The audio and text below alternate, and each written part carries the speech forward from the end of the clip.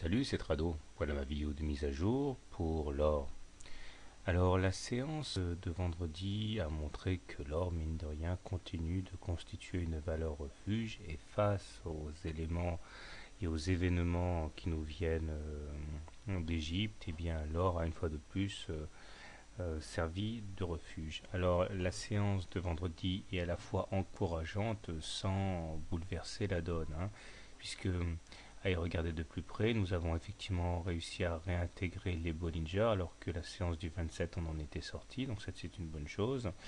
Mais à part ça, pas grand chose de neuf, puisque la moyenne mobile à 7 séances est une fois de plus imposée, et ça c'est ce qui s'est passé déjà la séance d'avant, puis la séance d'avant encore, etc., et même le 24 janvier.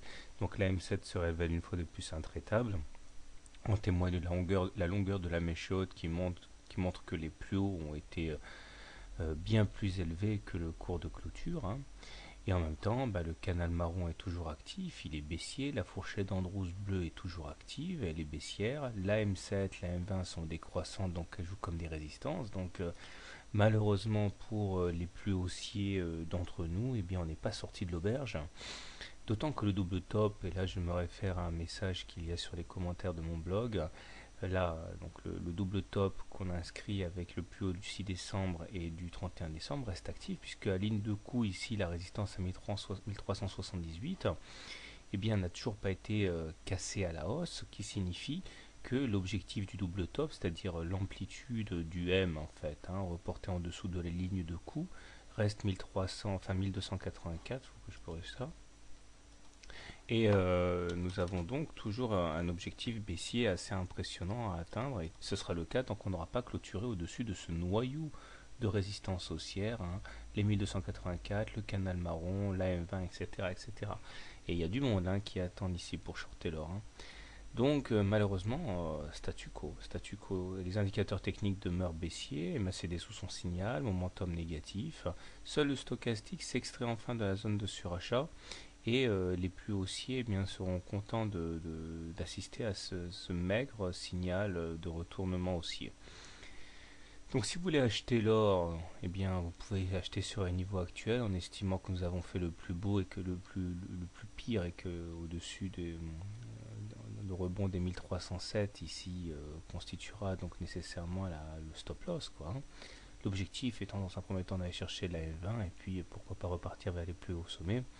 Par contre, si vous êtes baissier, eh bien, vous avez un éventail de solutions qui va du short sur la M7 puisque celle-ci n'a pas été cassée à la hausse, mais également la M20 et vers les 1357, là, par là, la zone 1350-1360 est une bonne zone de short aussi.